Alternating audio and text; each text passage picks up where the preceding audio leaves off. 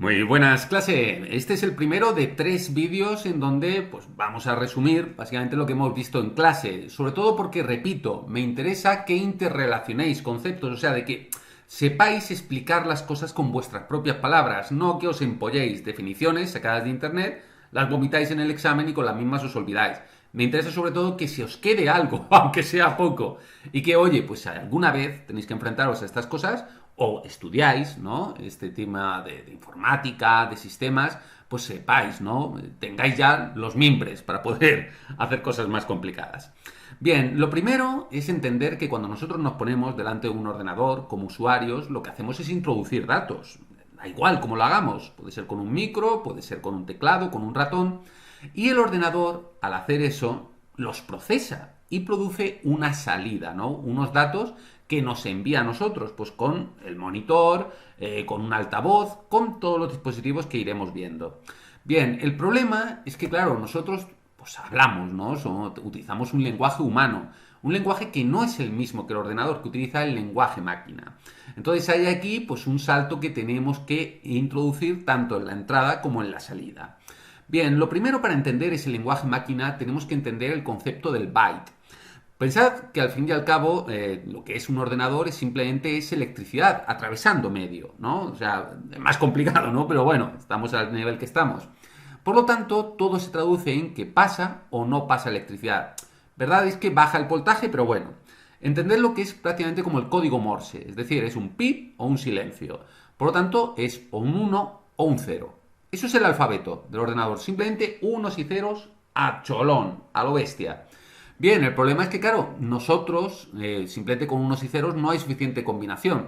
Lo que hacemos es agrupar esos unos y ceros, recordad que eso simplemente es una alternancia, en paquetes de 8. ¿Esto que nos da? 256 combinaciones por el tema de potencias de 2.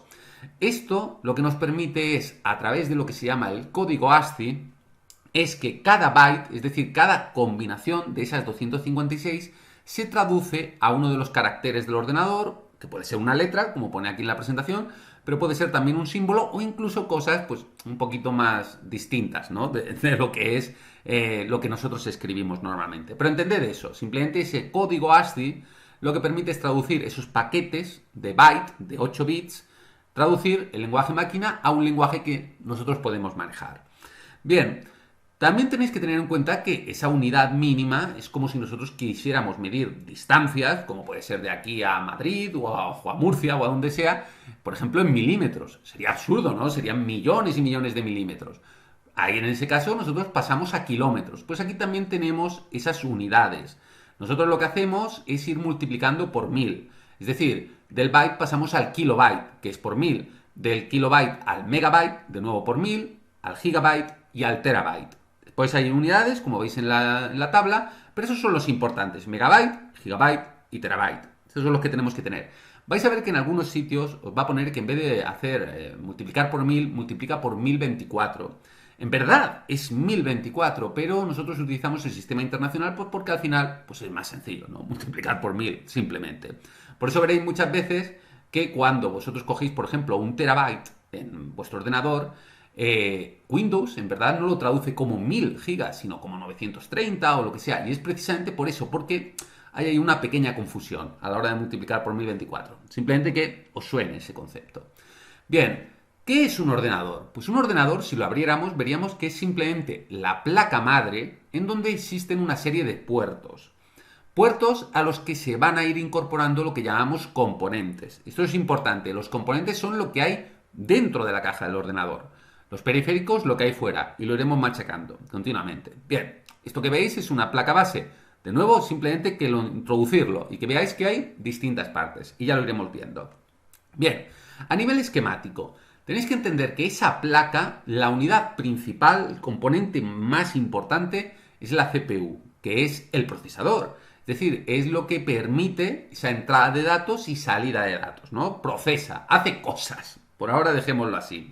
Es el cerebro, ¿no? De la máquina. Al final simplemente es que va a hacer distintas operaciones. Y además las hace a una velocidad increíble. O sea, millones y millones de datos por segundo. Eso es el tema de, si estuviéramos ya en un nivel más avanzado, pues veríamos el tema de gigahercios, de núcleos. Simplemente que sepáis eso, que el procesador, la CPU, es lo mismo, es el cerebro de la máquina. Bien, pero ¿qué ocurre cuando nosotros iniciamos el ordenador? Vais a ver que aparece una pantalla en negro, así con letras, ¿no? Y cosas raras que salen. Bien, ahí no está trabajando todavía la CPU. Lo que trabaja es la BIOS. La BIOS es simplemente un componente que sirve para comprobar que el ordenador, todo lo que hay conectado, está en su sitio. Es decir, simplemente hace un chequeo para comprobar que, oye, ahora, si vemos que está todo bien conectado y que no la hemos liado, podemos iniciar el ordenador. Ahí es donde aparece el concepto de chipset, que simplemente es un semáforo. Y repito, no me interesa que aprendáis definiciones extrañas. Simplemente que entendáis que ese chipset lo que permite es que fluyan los datos entre componentes. Es el que dirige el tráfico, por decirlo de alguna manera. Bien, ¿qué pasa cuando ya esa pantalla en negro, oye, ha conseguido pasar todo ese chequeo y aparece el iconito de Windows? Eso es que la BIOS ya dice, oye, voy a llamar al disco duro. Importante, el disco duro, vais a ver, cuando abramos la caja del ordenador, que no está instalado en la placa madre. Vais a ver que aparece un cable, que es lo que llamamos bus, que conecta con el disco duro. Un bus simplemente son canales de comunicación. Igual que dentro de la placa madre hay una circuitería, vamos, eso lo podríamos destrozar alguna y verlo, pero bueno, no vamos a destrozar el material del instituto. Simplemente es que ese bus es un cable externo y ya veréis, oye, pues el tema del SATA, ya digo, cosas que vamos avanzando. Bien, ese disco duro es donde está toda la información que hay de nuestro ordenador, es decir, es donde reside el software. En esta primera parte estamos viendo hardware, las cosas que podemos tocar, y el software es lo intangible, son los programas, el sistema operativo, es todo eso que es el código, ¿no? Lo que está flotando en el aire. Bien, el disco duro, el gran problema que tiene es que no puede hablar directamente con la CPU, porque mientras la CPU va a toda mecha, el disco duro es muy lento. Por lo tanto, pues oye, no pueden coordinarse. Por ello, metemos en medio a la RAM. Es decir, del disco duro volvemos a meternos en la placa madre y ahí es donde reside la RAM, que simplemente es otro tipo de almacenamiento que es mucho más rápido, que ese sí que puede dialogar con la CPU. Es decir, desde el disco duro lanzamos parte del sistema operativo y esa RAM ya puede hablar con la CPU. Bien, ahora ya hemos dicho que al fin y al cabo nosotros queremos, oye, que empiecen a generar datos y que salga del ordenador. ¿Cómo sale? ¿No? Es decir, la placa madre al final tiene que engancharse pues a altavoces, a monitor, a lo que sea. Y eso lo hace a través de lo que llamamos puertos. Ya veréis que hay distintos tipos. Ya lo iremos viendo con tranquilidad. Entonces, esos puertos son los que enlazan con los que llamamos periféricos. Es decir, todo lo que está fuera de la caja. Componentes dentro de la caja, periféricos fuera de la caja. Y los podemos dividir entre los que son de entrada, es decir, que el usuario mete datos, como hemos visto al principio, y los de salida, que son los que del ordenador salen datos hacia el usuario. Después hay periféricos que son las dos cosas, entrada y salida, pero bueno, ya lo digo, iremos viéndolo. Y por último, tenéis que entender que la CPU, aunque es súper potente, es muy potente, cada vez más, puede ser que necesite ayuda para ciertas tareas. Y eso son las tarjetas de expansión, entre las cuales la más importante es la GPU, que es la tarjeta gráfica, es la típica que conocéis todos si os gusta el tema de jugar. Bien, además estas tarjetas normalmente tienen sus propios puertos, porque ya digo que son como ayudantes de la CPU y que, oye, le liberan de trabajo y ellos ya tienen su propio canal, ¿no? Para sacar información. Bien, con este esquema más o menos ya sabemos lo que es un ordenador. O sea, ya digo, podríamos ahondar más, pero me interesa eso. Bien, vamos a ir a la segunda parte. En esa segunda parte lo que me interesa es que vayamos aterrizando en ciertos componentes. Por ejemplo, el tema del disco duro. En el disco duro, poco a poco, vosotros ya sois más jóvenes, yo creo que prácticamente ya solo vais a ver un formato de disco duro. Dos tipos hay, pero ya digo, uno prácticamente ya se va abandonando. El primero es el HDD, es el que conocemos por los que somos más mayores, que básicamente es un tocadiscos. Es un tocadiscos en el cual pues, unos discos normalmente de aluminio, porque llevan un tema de aluros de plata, bueno, no os preocupéis, simplemente esos discos van girando y hay como una especie de cabezal, ¿no? Es como la púa del tocadiscos que va tocando ese disco y va sacando información. Bien, esos discos, aunque son baratos y tienen mucho almacenamiento, el problema es que son muy lentos. Lo que hablábamos, ¿no? La diferencia entre la velocidad del disco duro y la velocidad del procesador. Bien, los SSD, que ya no son discos, ya no hay nada que gira, ¿entendéis? Eso es el estado sólido, es decir, ya no hay, no es el concepto del tocadiscos, es el tema, las memorias flash, muy parecido a cuando enchufáis un USB. Son mucho más rápidos, en el orden de 7, 10 veces más rápido, son mucho más seguros porque no hay nada que gire, no hay nada que se pueda romper, pero todavía son un poquito más caros y no tienen la misma capacidad. Entonces, por ahora pensad de que todavía esos HDD, esos tocadiscos, van a aguantar en el mercado, todavía yo creo que unos años, pero poco a poco los SSD, que son mucho mejores en todos los sentidos, excepto, ya decimos, en el precio y el tema de que todavía el almacenamiento, pero se van a terminar imponiendo. Pero bueno, tenéis que conocer los dos. Bien, aún así, aunque los dos son distintos a nivel de estructura física, a nivel de la estructura lógica de cómo funcionan cuando se conectan con el ordenador, los dos funcionan igual. Tened en cuenta que el disco duro, lo primero, es un almacenamiento persistente. Es decir, nosotros cuando escribimos un texto, tened en cuenta que en el momento en que le damos a guardar, archivo guardar, se guarda en el disco duro. Apagamos el ordenador y en la siguiente sesión lo vamos a encontrar. No hay ningún problema. Eso es información persistente. Se queda aunque no tenga electricidad, lo que es el dispositivo. Además, tenéis que tener en cuenta que es un almacenamiento estructurado. ¿Y a qué me refiero?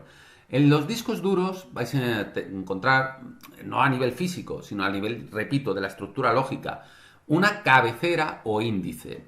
Esa cabecera o índice lo que tiene es el listado de dónde están todos los archivos. Es decir, que tiene, digamos, como el cartero, tiene la dirección de toda la gente y puede dejar la carta allí donde es necesario. ¿Entendéis? Y al fin simplemente es que la estructura del disco duro, pues a través de esa cabecera. Bien, y por último, además tenéis que tener en cuenta que es secuencial. ¿Secuencial a qué me refiero? A que, y no es exactamente así, pero yo creo que es la forma más sencilla de entenderlo, si nosotros tenemos un texto, pero solo nos interesa una parte de la información, para acceder a esa parte interna, a ese punto de información, tenemos que cargar el archivo entero. Algo parecido a que cuando cargáis una película muy pesada, notáis que tarda un poco y es porque tiene que leerlo entero y entonces ya sí que podéis ir al minuto que queráis. Ya digo que no es exactamente así, pero yo creo que así se entiende muy bien, ese tema de secuencial.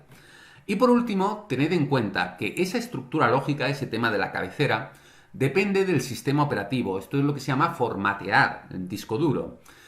Tened en cuenta que Linux, que Mac, tiene distintos tipos de formato, XT, los HFS, pero nosotros trabajamos en Windows y vais a encontraros formatos antiguos, que es los exFAT, FAT32, pero el que existe hoy en día es el NTFS. Entonces simplemente, ya digo, no estamos al nivel para estudiar todo esto en profundidad, pero que os suene ese tema de formatear el disco duro, es crear esa cabecera y esa estructura. Muy bien. Entonces, ya vimos en el vídeo anterior el tema del disco duro, ¿no? De que no puede hablar directamente con la CPU porque el disco duro es lento, CPU es muy rápida. Por ello, situábamos la memoria RAM en medio, porque sí que tiene una mayor velocidad. Cuidado, no tan rápida como la CPU, ya veremos, pero sí que ya más o menos pueden dialogar. Bien, nosotros cuando lanzamos algo en el disco duro, va a la memoria RAM. Lo primero, siempre, el sistema operativo. Veremos que no entero el sistema operativo, sino solo parte, lo que necesitamos para empezar a marchar, ¿no? Dependiendo de eso ya podemos ir llamando a otras partes del sistema operativo. A medida que vamos cargando archivos, pues se va llenando la memoria RAM. Oye, metemos Chrome, Spotify, de repente nos aparece un virus. Es decir, la memoria RAM poco a poco se va llenando.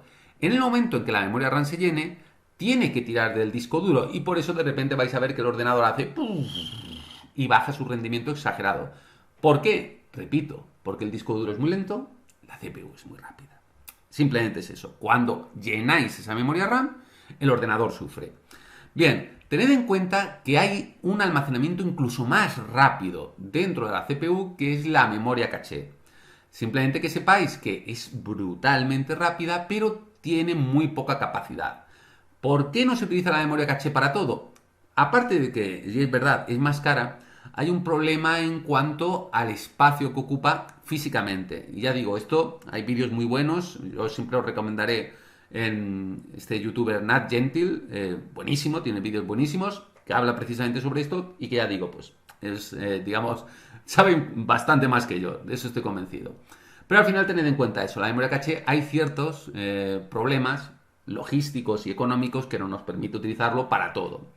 Bien, Ahora, tened en cuenta que aquí también hay un índice, es decir, igual que en el disco duro había un listado de direcciones, en la memoria RAM también hay un índice compartido entre la memoria caché y la memoria RAM. Tened en cuenta que la memoria caché es el último estado, es lo que de verdad más rápido, el acceso más rápido que tiene la CPU. Esto es lo que llamamos direcciones de memoria. Bien, este índice se borra, es decir, la RAM no almacena, no es como la cabecera del disco duro que está ahí cuando lo apagamos. Aquí sí que desaparece cuando nosotros cerramos sesión y apagamos el ordenador. Bien, tres características, ya os he dicho que al final es igual que en el disco duro, era persistente, estructurado y secuencial. En el caso de la memoria RAM, siempre recordad, es más rápida, ya digo que tiene su razón de ser, pero bueno, ya nos meteríamos y es que al final es la asignatura tiene el tiempo que tiene. Es volátil, lo que hemos hablado de que igual que el índice compartido se borra cuando apagamos el ordenador, también la memoria RAM se vacía, también eso en parte es lo que lo hace más rápida. Y por último es aleatoria, podemos alcanzar cualquier punto de información inmediatamente. De nuevo, parte de la razón de que sea tan rápida. Bien, por ahora nos quedamos con eso. Por último, vamos a ver el tema de la gráfica, que a mí me parece muy importante, aunque las tarjetas de expansión son varias, pero la gráfica yo creo que también es lo que más manejamos. Bien, tened en cuenta que la CPU lanza información a través de un puerto. Bien, la CPU ya tiene una gráfica integrada prácticamente ya el 99% de los procesadores y es capaz de generar una imagen en nuestro monitor sin necesidad de una tarjeta gráfica. El problema es que el barrido de pantalla, tened en cuenta que empieza en el primer píxel y tiene que hacer el barrido hasta el último. Tiene que recorrer toda la pantalla y volver a empezar. Y eso tiene que hacerlo, los hercios que tenga el monitor, implica mucha carga. ¿Qué es lo que permite la tarjeta gráfica? Lo primero es que la tarjeta gráfica tiene su propia memoria RAM. Es decir, no va a meter información en la RAM normal y por lo tanto, pues lo que hablamos no la llena y empieza a tirar del disco duro.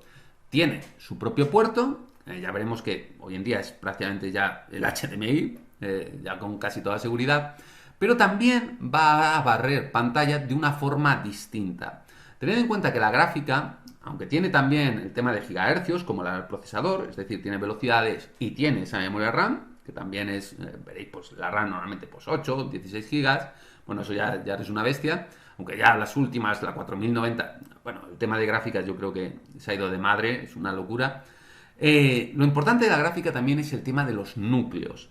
¿Por qué? Porque los núcleos lo que hace es que el número de núcleos que tenga, por ejemplo 8, 16, lo que sea, divide la pantalla en sectores, barrido por cores. Y entonces cada núcleo se dedica solo a su sector de la pantalla, con lo cual no necesita barrerla entera, sino que cada uno hace su parte.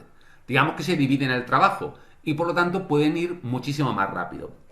Aparte nos tendríamos que meter en tema de algoritmos, de que tiene sus propias instrucciones optimizadas para el tema del 3D, bueno, el ray tracing, bueno, ya son cosas que de verdad creo que exceden la asignatura, pero que, repito, me interesa más que poco a poco se os queden ciertas cosas y entonces es mucho más fácil ir a cosas más avanzadas, allí cuando lo necesitéis. Bien, vamos a ir por último esta tercera parte. Recordad, nosotros tenemos la placa madre que tiene unos puertos. Bien, hay que entender que hay puertos externos, que son los que van hacia los periféricos, y puertos internos, es decir, que se quedan dentro de la caja y es donde enganchamos los componentes. Cuando hemos estado hablando del procesador, de las memorias RAM, de las tarjetas de expansión, todo eso va pinchado a la placa madre a través de esos puertos internos. Bien, vamos a ir poco a poco. Puerto para la CPU, que recordad, es el cerebro, ¿no? Prácticamente es el elemento que procesa datos. No del todo, porque ya hemos visto otra vez. Pero bueno, entended que es donde ocurre la magia. Bien, el puerto es el socket. Simplemente es para que os vaya sonando. Podríamos meternos más, pero me conformo con esto. El chipset antes estaba dividido en South Bridge y North Bridge. Básicamente era porque se dividía en el trabajo. Hoy en día, esta placa, pues oye, me parece interesante que sepáis las antiguas, ahora está unido en solo una. Recordad, el chipset es simplemente el semáforo, es el que se encarga de que todo fluya en la dirección que toca y que los datos no se desparramen, ¿no? Digamos que son las válvulas del sistema de tuberías que permite llevar el agua allí donde lo necesitemos.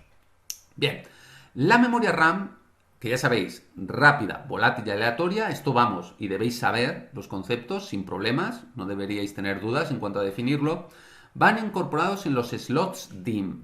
También habría que hablar del tema de DDR2, DDR3, DDR4, ahora las DDR5, que además eso va vinculado al tema del procesador y la placa. Repito, son cosas que pues igual lo he nombrado en clase, pero que os suene. Simplemente que sepáis, memoria RAM en los slots DIMM. Y por último, las tarjetas de expansión, aunque hay, y ya sabéis que en la práctica me los pusisteis muchos, el tema de puertos AGP, etcétera, hoy en día PCI Express es prácticamente lo que ha quedado. Es como hablamos muchas veces pues, del tema de SATA, que antes estaban los IDE, paralelo. Poco a poco se va uniformando, porque igual que en los cargadores de móvil interesa que todos los móviles tengan el mismo cargador, pues lo mismo está ocurriendo con intentar homogenizar. Eso es, vamos, es parte de el tema de la normalización de la tecnología, que bueno, eso viene de Alemania. Son cosas que ya, repito, a mí es que me gusta mucho hablar, o sea que perdón si algunas veces me voy de lo que toca. Bien, por último tenemos, repito, esos puertos SATA, que ya hemos hablado, que al final pues enganchan con los temas de almacenamiento, discos duros, lectores, etcétera. Tened en cuenta que esos puertos SATA tanto envían información como puede ser que envíen también electricidad. Eso también habría que verlo, tema ese, porque tened en cuenta que todo esto se está alimentando a través de la placa base, es decir, todos esos componentes necesitan electricidad y están alimentados. No solo simplemente son canales de información. Y por último, los puertos de entrada y salida, que repito, para los periféricos. Hay muchísimos, ya digo, pues los típicos estos, los PS2 seguimos poniéndolo porque, yo qué sé, algunos sí lo vivimos, el tema del ratón, del teclado. Hoy en día ya va todo a USB. Lo mismo pasa, ¿no? Con el tema de VGA, de las HDMI. Son poco a poco han ido desapareciendo a través del HDMI. Ya digo, cada uno de ellos son para ciertos periféricos. Importante siempre recordar, por ejemplo, Ethernet es importante porque son los temas de redes, los de audio y por supuesto los USB, ¿no? Aunque, repito, yo creo que prácticamente pues, se busca la uniformidad y que al final terminemos nada más con un USB. Bien, por último, la placa base tiene que ir alimentada a través de lo que llamamos fuente de alimentación. Ya sabéis que es el bloque ese grandote, que es el que va conectado a la red. ¿Por qué es necesario esto? ¿Por qué no podemos conectar directamente a la placa base? Porque tened en cuenta que nosotros tenemos que transformar de corriente alterna, que es como viene, vamos, es el tendido eléctrico, es como llega a la red doméstica, tenemos que transformarlo a corriente continua, que es como funcionan todos estos aparatos. Repito, eso es ya parte de tecnología, espero que os lo hayan dado, si no, pues oye, puede ser interesante una clase porque a mí sí me parece muy interesante el tema de la continua y alterna, tiene bastante miga. Pero bueno, simplemente que sepáis eso, que la fuente de alimentación aparte convierte. Y entonces ya sí que llega corriente continua adentro del ordenador. Bien, con esto ya terminamos lo que es el hardware y ya os haré vídeo para el software.